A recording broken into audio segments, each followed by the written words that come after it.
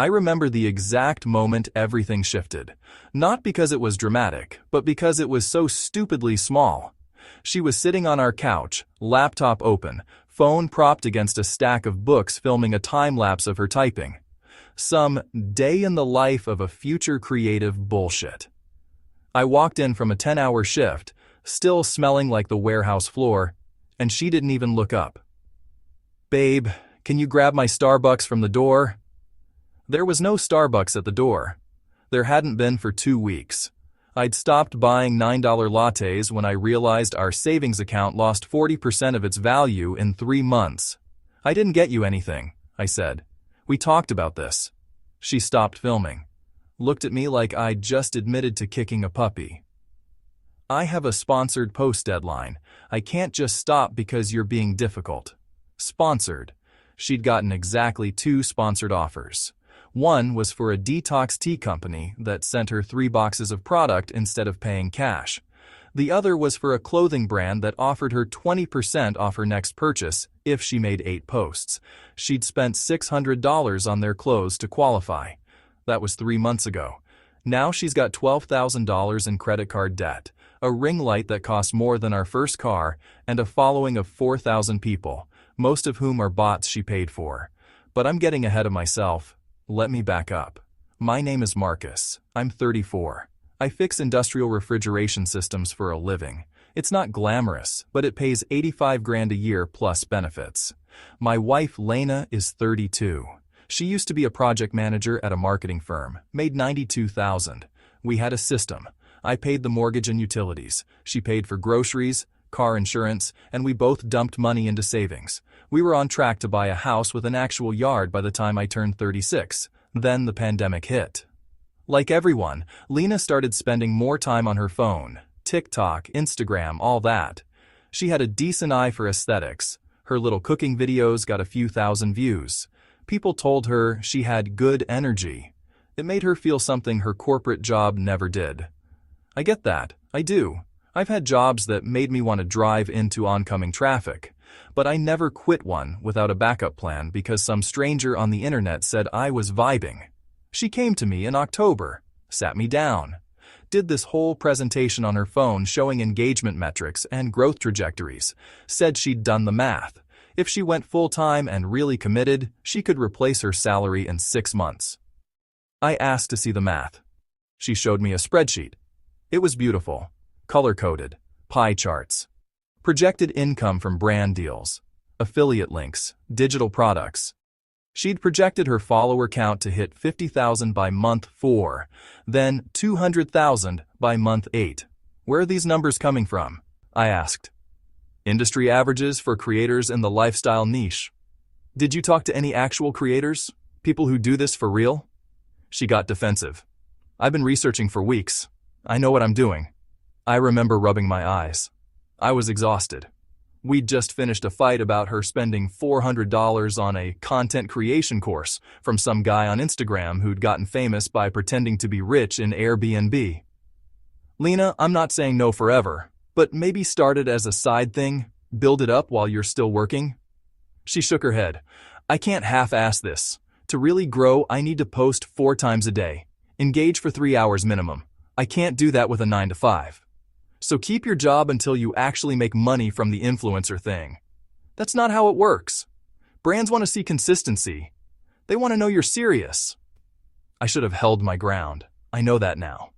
But she was crying. Not the fake kind. Real tears. Saying she'd been miserable at her job for years. That this was her one shot at doing something she actually cared about. That she needed me to believe in her. So I said, okay. With conditions. She had 6 months to show real income. Real, not potential, not brand interest, actual money in the bank. And she had to keep contributing to bills from her savings until then. She agreed, kissed me, promised I wouldn't regret it. That was the last honest conversation we had. The first month was fine, exciting even. She quit her job with this dramatic post about choosing passion over paychecks. Her old co-workers commented supportive things. A few even shared it. She gained like 500 followers overnight. She was happy. I was happy for her. We celebrated with takeout from that expensive Thai place she likes. I paid. Then the spending started.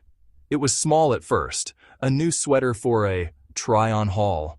Then a $200 tripod because her hands were shaky. Then professional editing software she didn't know how to use. Then a content planning retreat, which was just her renting a cabin 3 hours away for a weekend while I stayed home with our dog. I asked to see the budget. She showed me her business account, which she'd opened without telling me.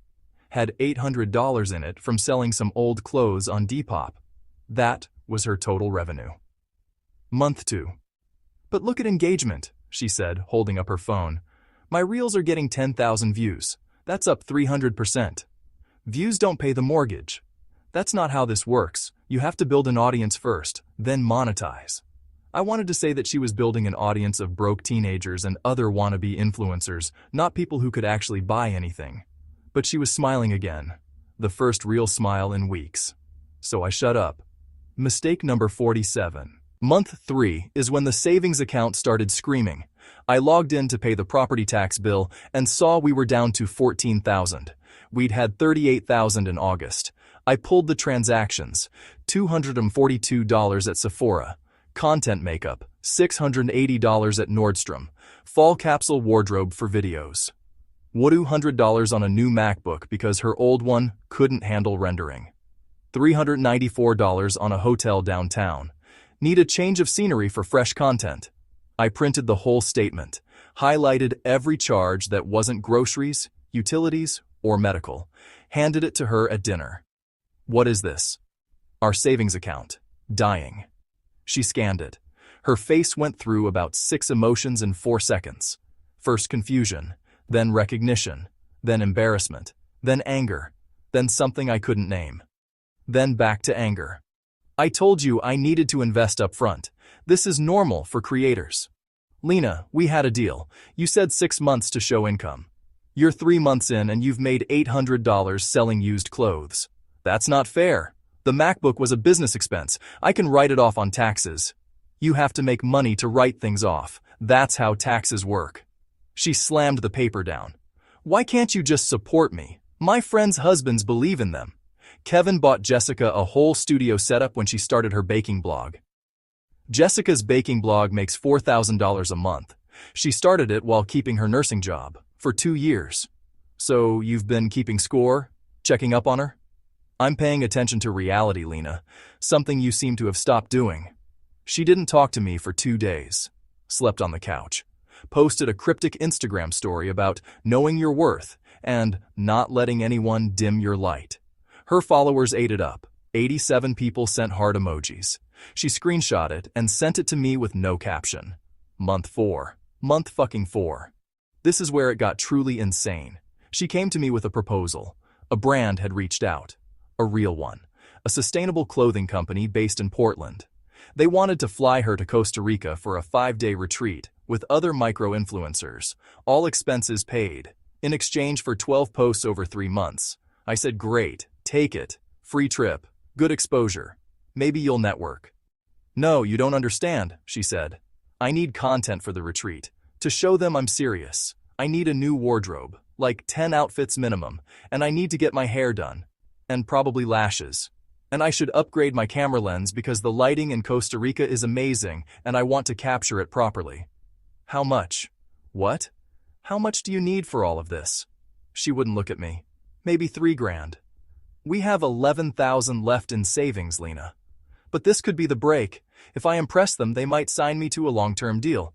Some of their ambassadors make $5,000 a month. Some. How many? What's the actual number? She didn't know. Hadn't asked. Hadn't done the research. I said no. First real no I'd given her. She cried for 3 hours. Called her sister. Her sister told her I was being controlling. Her mom said maybe Marcus has a point, which Lena interpreted as, your mother never believed in you. She didn't go to Costa Rica. The brand found someone else. She posted a story about missed opportunities with a black and white photo of herself looking out a window. I went to work. Fixed a freezer at a restaurant. Came home. She was on the couch, filming herself crying. Not crying. Filming herself pretending to cry. With the ring light positioned perfectly to catch the tears, I stood in the doorway for a solid 30 seconds before she noticed me. When she did, she didn't stop recording, just gave me this look like, "Can you not?" and kept going. I went to the bedroom, closed the door, sat on the edge of the bed for an hour. Month 5. The breaking point. She stopped pretending to look for part-time work, stopped even mentioning it. Every time I brought up money, she'd say, "I'm manifesting abundance," or, "You're operating from a scarcity mindset." "I'm operating from a mortgage that's due on the 1st, Lena. I'm operating from a water heater that's going to fail any day now. I'm operating from the reality that if one of us gets hurt, we're 2 bad weeks away from bankruptcy." The credit card bills started coming in her name only. She'd moved her spending to cards I wasn't on. Smart, actually. I couldn't see the damage until she stopped paying them. Then the collections calls started. I answered one accidentally. Thought it was the pharmacy. Some guy with a heavy accent asking for Lena about a debt of $4,200. I said she wasn't available. He asked if I was her husband. I said yes. He said, "Sir, this account is 90 days past due. We need a payment arrangement." I hung up. Called Lena. She was at a coffee shop filming a "What's in my bag" video. "What's the $4,200 for?" Pause. "I don't know what you're talking about." "The collections agency that just called?" "For you. On your credit card. For $200 past due." "Oh my God, you answered my phone?" "It was the house phone. The one we both pay for." "I'll handle it. Don't worry about it." "How are you going to handle it, Lena? You haven't deposited a check in 5 months." "I'm working on a deal with a supplement company. They're sending me product next week." "Product, not money. For now. But if the sales convert..." "I don't care about the sales. I care about the $4,200 you owe someone that we don't have." She hung up on me. Came home 4 hours later with 2 shopping bags and a smoothie she didn't offer to share. That night, I made a spreadsheet. I'm not a spreadsheet guy. I'm a wrench guy. But I needed to see it in black and white. Income, $5,200 a month after taxes. My paycheck, no overtime. Fixed expenses, mortgage, $1,800. Car payment, $450. Hers, because she wanted the SUV. Insurance, $280. Utilities, $320. Phone, $150. Internet, $80. Dog stuff, $100. Groceries, $500. Total fixed, $3,680. Remaining, $1,520. Variable expenses that month. Her credit card minimum payments, $780. Her business expenses, $2,200. Her personal spending, $900. Total variable, $2,180. Monthly deficit, $1,360. We were losing over $1,000 a month, every month, for 5 months. The savings account had $6,200 left, which meant we had 4 more months before zero. And that's if nothing went wrong. No car repairs, no medical bills, no Christmas presents. I printed the spreadsheet, put it on the kitchen counter, went to bed. She woke me up at 1 a.m. shaking the paper in my face. "What is this supposed to be?" "Our life, on paper." "You're trying to scare me. I'm trying to show you numbers, actual numbers, not projections, not manifesting, reality." She threw the paper on the floor. "You know what your problem is? You're afraid. You've always been afraid. Afraid to dream, afraid to take risks. You'd rather be comfortable and miserable than uncomfortable and possibly happy." "I'd rather not lose our house." "Our house? It's not even a good house, Marcus. It's a starter home. We were supposed to be out of here 2 years ago. Because we were saving for a down payment on a better one, until you spent it on ring lights and hotel rooms." "I spent it on our future." "No, you spent it on your ego, and I'm done paying for it." I said it, out loud. Finally. She stared at me. The way you stare at someone who just said something that can't be taken back. "What does that mean?" "It means I'm separating our finances. Tonight, right now, my paycheck goes into my account. Your money is your problem. I'll pay the mortgage and utilities and groceries. I'll even pay your car payment for 2 more months to give you time to figure something out. But I'm not paying for ring lights. I'm not paying for designer clothes. I'm not paying for brunch shoots or aesthetic vacations or any of this fantasy. You can't do that. Watch me. I'm your wife. Then act like one. Partners don't make $100,000 decisions alone. Partners don't bankrupt their household for a hobby. Partners don't call their husband controlling for not wanting to lose everything. She started crying again. Real this time. I could tell because she wasn't angling for the light. I just wanted you to believe in me. I did believe in you. For 5 months. I believed in you when you bought the $200 laptop. I believed in you when you rented the cabin. I believed in you when you spent almost $700 on makeup you don't wear off camera. But I can't believe in you anymore because you stopped believing in reality. She left the room, came back 20 minutes later with her suitcase. I didn't ask where she was going. She told me anyway. Her sister's house. 45 minutes away. Her sister who thinks I'm controlling. The door closed. The dog looked at me confused. I sat on the couch, turned on the TV, watched 4 hours of a show I don't remember. Month 6. The viral fallout. She posted about me. Of course she did. Not by name, but enough details that anyone who knew us would know. AITA for leaving my husband after he financially cut me off to punish me for pursuing my dreams?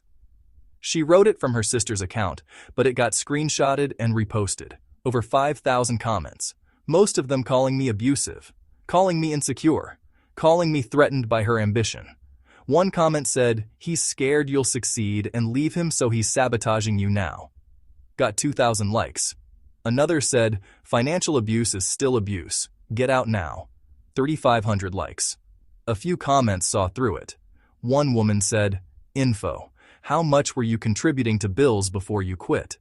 Lena didn't answer. Another guy said, "I checked her profile. 4,000 followers after 6 months full-time. That's not a business. That's a hobby." Downvoted into oblivion.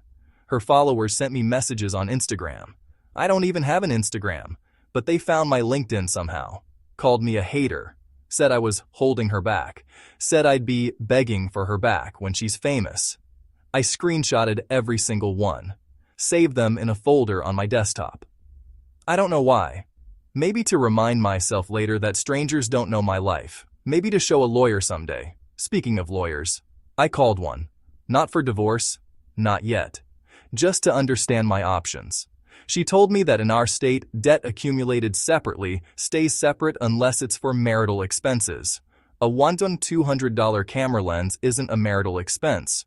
A $400 content course isn't a marital expense. But the groceries she bought, the car payment, those could be considered joint. I'd have to prove she spent the money without my knowledge or consent. The text messages helped. I'd saved every single one where she dismissed my concerns. Called me controlling. Said I didn't understand the business. The lawyer raised an eyebrow at the folder of screenshots. "You're prepared. I'm a refrigeration mechanic. I've learned to document everything." She smiled. "Most of my clients don't have this much evidence. Most of my clients don't have wives who post their dirty laundry to 4,000 strangers." Month 7. She came back, not to me, to the house, to get more stuff. I was at work. She left a note on the kitchen counter. "I'm not giving up on us, but I need you to see a therapist about your control issues. I've found someone who specializes in financial anxiety in men. Let me know when you're ready to get help." I read it 3 times, walked outside, sat on the porch steps, watched the neighbor walk his dog, wondered when I became the villain in a story I never agreed to be in. I called my brother, not for advice, just to hear someone who knew me before any of this. "Still crazy?" he asked. "Still crazy? Kick her out yet?" "She left on her own." "Good. Stay strong. Don't let her back in without a job and a plan." He's never liked Lena. Thought she was spoiled when we were dating. Told me I was settling. I told him he didn't know her like I did. Maybe he knew her better. Month 8. The supplement company. She actually got a deal. $500 for one post, plus 20% commission on sales using her code. I saw the post because her friend showed me at a barbecue. Lena wasn't there. She'd stopped coming to group things. Didn't want to make it awkward. The post was good, professional. She looked happy. The kind of happy she used to look when we first got married and she was still excited about our life together. I felt something twist in my chest. Not regret. Not exactly. Grief, maybe. For the person she used to be before the likes and the followers and the algorithm became the only things that mattered. $500. After 8 months. That's what her dream paid. $500.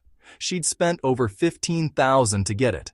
I did the math again, not on a spreadsheet this time, on a napkin at the barbecue while people talked about football and backyard renovations.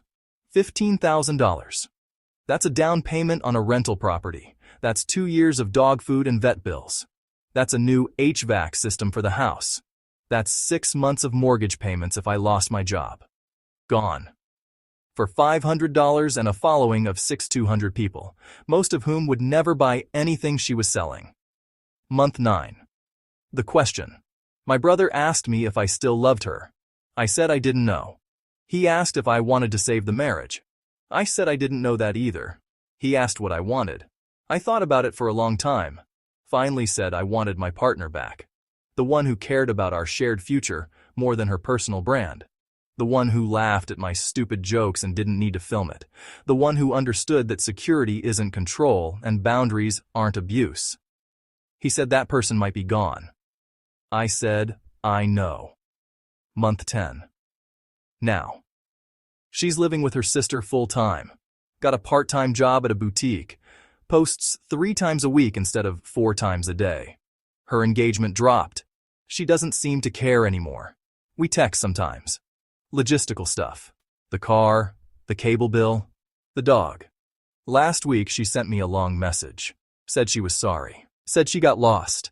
Said she didn't realize how bad it had gotten until she had to borrow money from her sister to pay her phone bill. I didn't respond for 2 days. Then I said, I know. She asked if we could try couples counseling. I said maybe. She asked if I still loved her. I said I didn't know, but I was willing to find out. That was 4 days ago. We have an appointment next Tuesday. I'm not hopeful, but I'm not hopeless either. The savings account is back up to $4,000. I've been working overtime, eating rice and beans, not buying anything I don't need. The dog doesn't seem to mind the cheaper food. Neither do I. I still get messages sometimes from her followers who found me, calling me names, telling me I don't deserve her. I delete them now instead of screenshotting. Sometimes I wonder what would have happened if I'd said yes to the $3,000 for Costa Rica, if I just kept paying and kept quiet and let her chase the dream until the money ran out completely. Would she have hit 50,000 followers? Would the brand deals have come? Would she be on a billboard somewhere, laughing about how her husband almost held her back?